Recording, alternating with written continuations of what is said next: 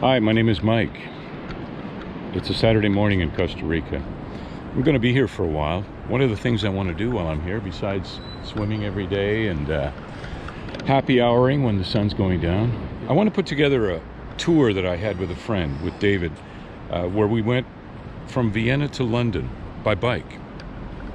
It's probably one of the best adventures I've ever had. And I also realized it's probably something I should have done a long time ago. It wasn't without its challenges. But isn't that always the way? Thanks for watching. After a fine overnight flight from Montreal to Vienna, we were greeted with a few bad omens. A storm called Boris, which I'll talk about more later, and a bike box that came off the plane with 1/3 of the box torn off. So an inauspicious debut for our beginning of our journey. The destroyed bike box.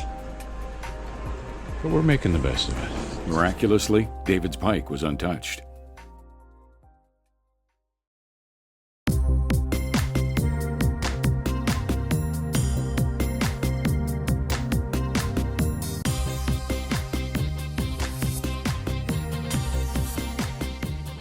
While on the train to our destination in Vienna, we discovered that Boris was the worst storm to hit Central and Eastern Europe in the past 1,000 years. No, there's no such thing as climate change. The Danube, for instance, had 5 times the maximum flow it normally has. The winds were from the west, gusting to 70 kilometers per hour, and that was really our biggest issue. We were ready for the rain, but you can't fight the wind.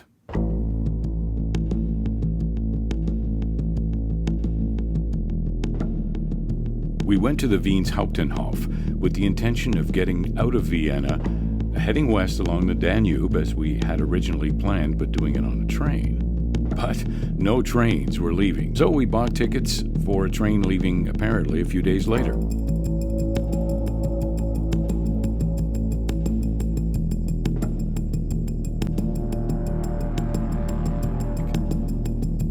We went to the Wien's Hauptbahnhof with the intention of getting out of Vienna.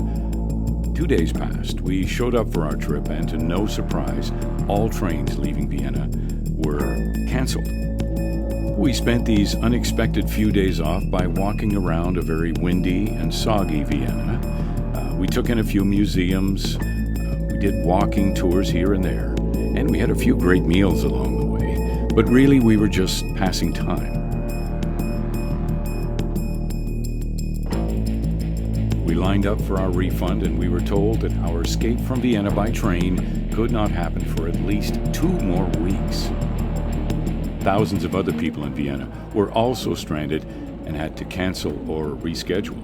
So even with all of our daily plans worked out, it was time to rethink our entire trip. And so we did.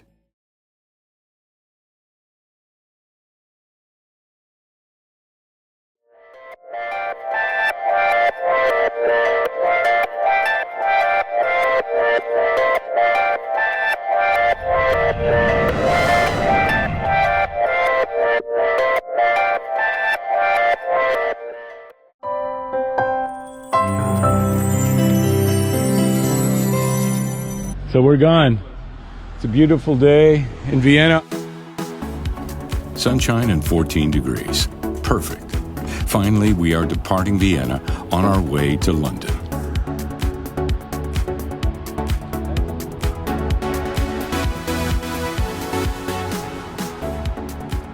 To get around this storm Boris, we had to head north toward Czechia and completely avoid the Danube, which was flooded just west of Vienna and beyond. The purple line you see was the original plan. The blue line is where we actually went.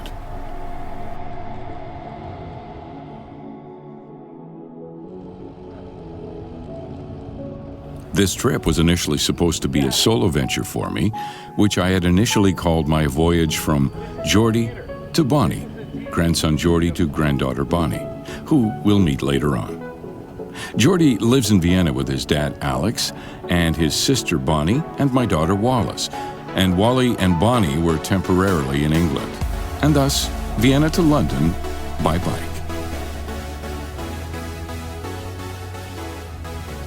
What we are riding here is the famous ring that is a 3-kilometer circle path around the central core of Vienna.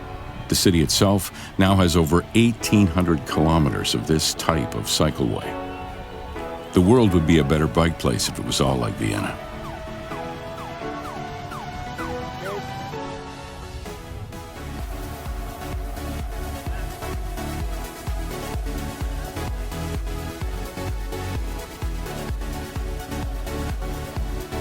Once you're out of Vienna, there's not a lot of bridges.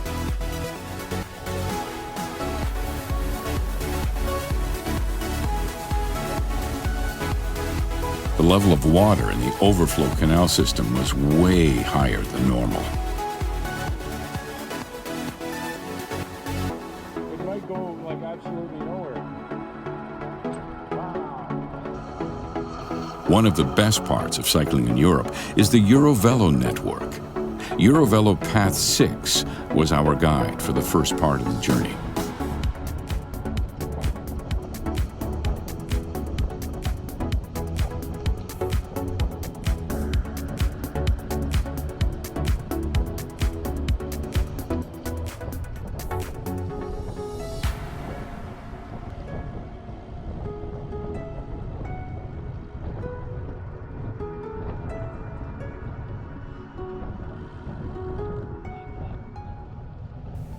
Once we cross the bridge over the Danube, we get a sense of just how swollen 5 times the maximum average looks like.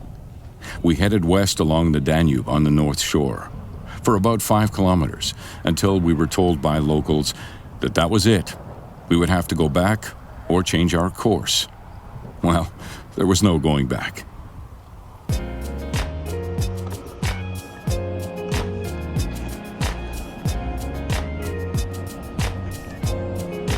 We are about 10K from our host for this evening and the end of the first day. The first, what will end up being about 100K. Our first of many warm shower stays was a welcome night away from Vienna and a warm and cozy beginning to our trip.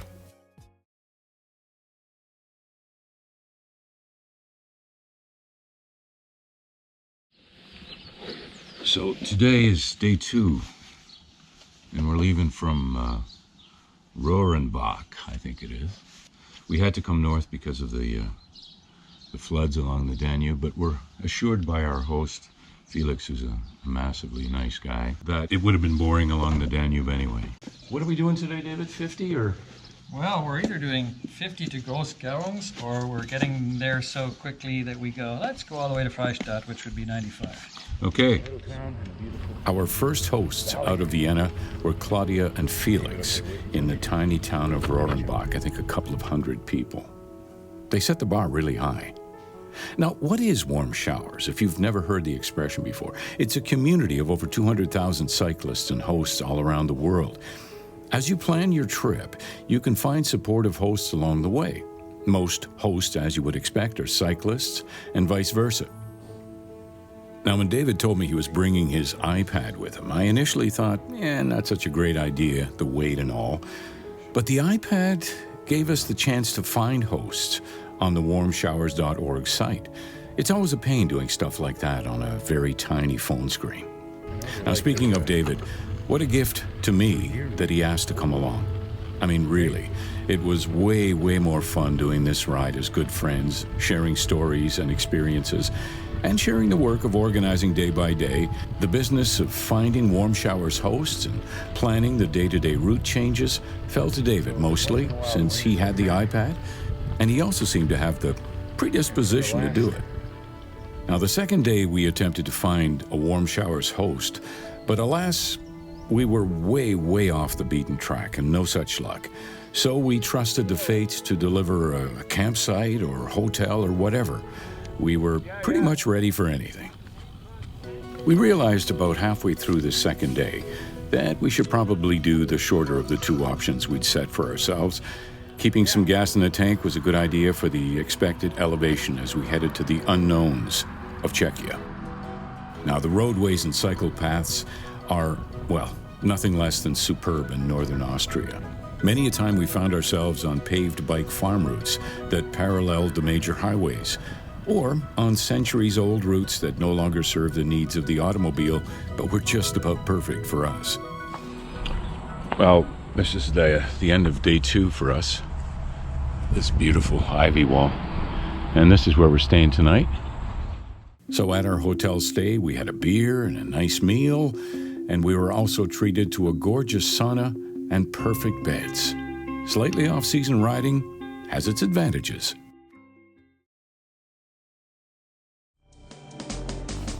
For this trip, we decided to use the bike travel app called Komoot. We were still in the early days of learning its full potential, so lots of mistakes, and we kind of learned on the fly. Anyway, today we're going to head up to Chechnya, or what do they call it now? Chechnya, not Chechnya. Not That's Chechnya. a whole other Czechia, which is the new Czech Republic. No, we can do without Chechnya. It's a beautiful day, and I think I'm overdressed. We'll find out as soon as we hit some hills. Day 3. A few of the things I like about Komoot is you could anticipate the terrain. You could also have friends and family follow your progress in real time, and that was a real buzz for my family back home. This rail arch was the beginning of our short trek through Czechia. Before that, though, the bucolic, verdant hills of Upper Austria. Yeah. Okay, level 1. There's like 5 We had a levels. tough time with the Level 1. language, to be sure, Oh, Euro Velo 13. but some words need here. no translating. Yeah, this is Euro Velo 13. Euro Velo 13, which was the dominant path we followed through Czechia, was really a glorified logging road. And we spent most of our time in Czechia in the woods.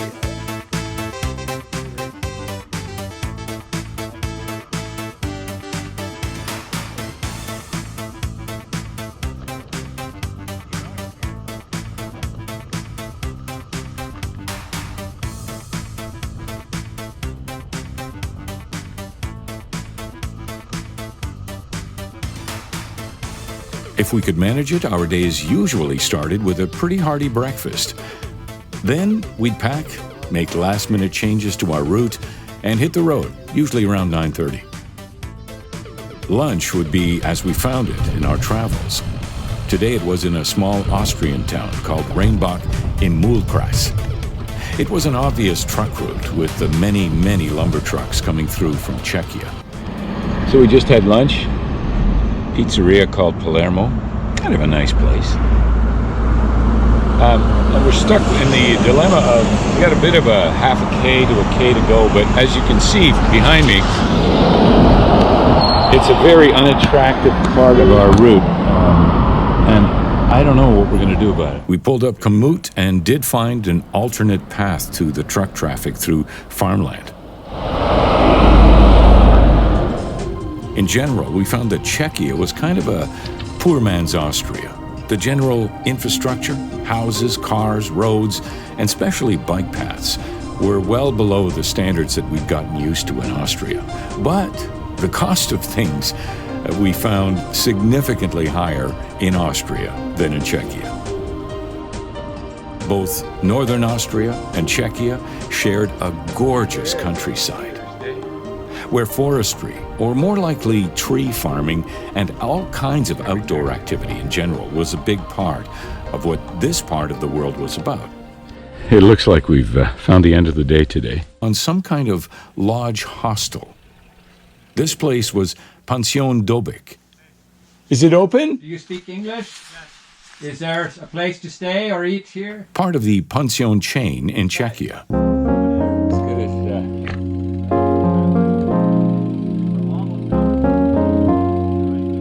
yeah. Pension Dobik was really good news. Fortune smiled on us once again. Looks good. We'll stay here. 2-bedroom suite, which is a real drag.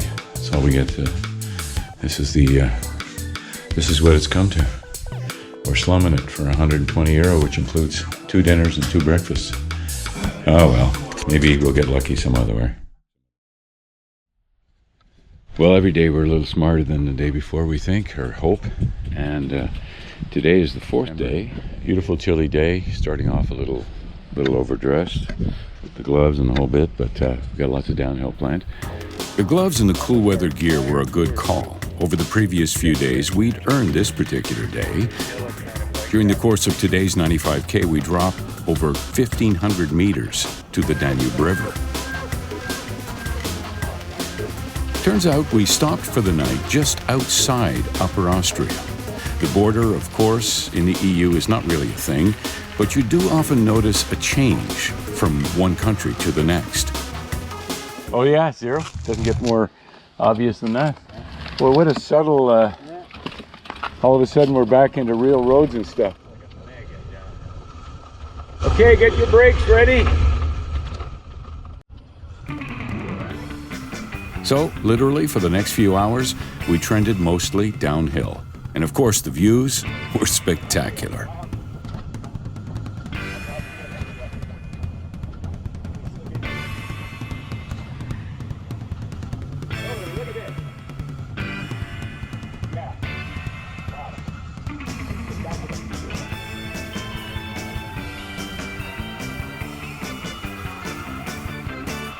I recommend this part of the ride to anyone looking for what you're seeing here. Stop playing with your toys, Mike. Just get going.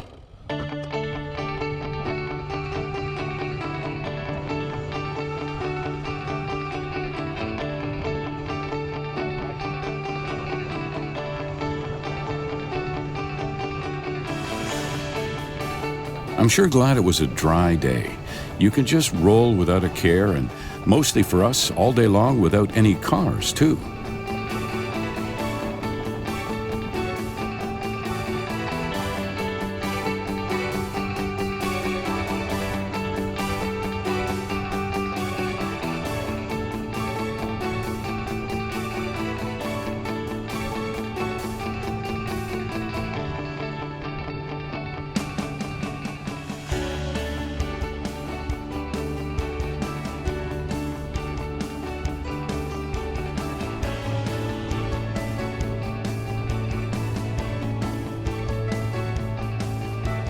There's nothing like a fresh croissant overlooking the hills you are just about to descend.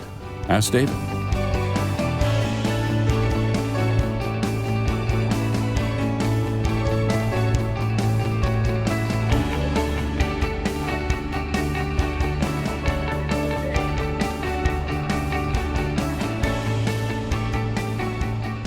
So we started out the day in Czechia, zoomed quickly through Austria, and now we're in Germany, 32K from Passau. We're starting to sniff around for a lunch spot, and near Kullerslag, where there were really literally no restaurants, we found an unlikely spot.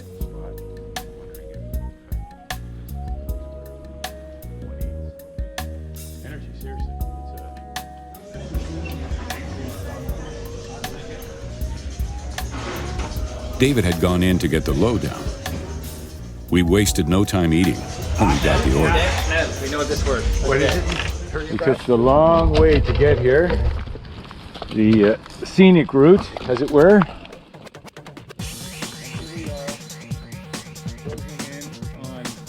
Just west of the flooded out rail corridor of Linz, and finally, paralleling the Danube, or Donau as it's called.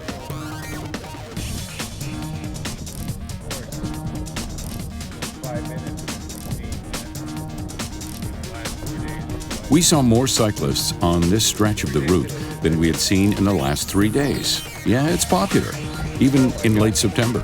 Nice move. We beat the rush. There's nobody here except us chickens. Anyway, we're currently walking towards the train station, hoping to approximate what we had originally planned. Our camping spot was right in the middle of the city. Zeltplatz Passau. That's some kind of sun.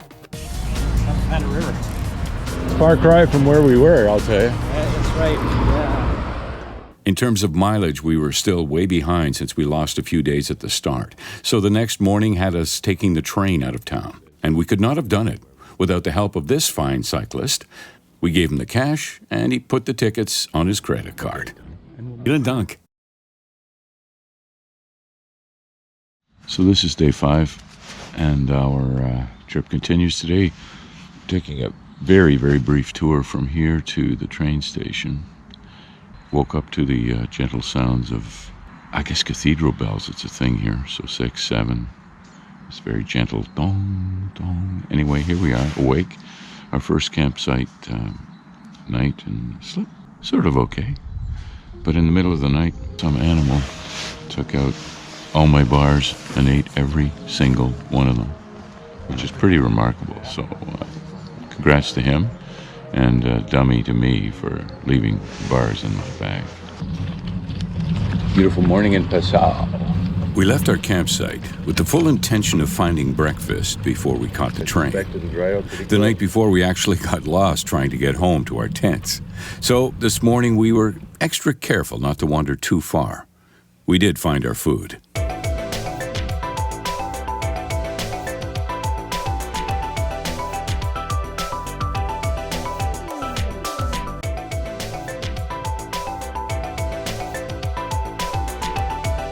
Passau is a lovely German city on the Danube, with a population of around 50,000. It's certainly popular with the cruise crowd. The city is dominated by the Vester Oberhaus, an imposing fortress that sits at the meeting of the 3 rivers.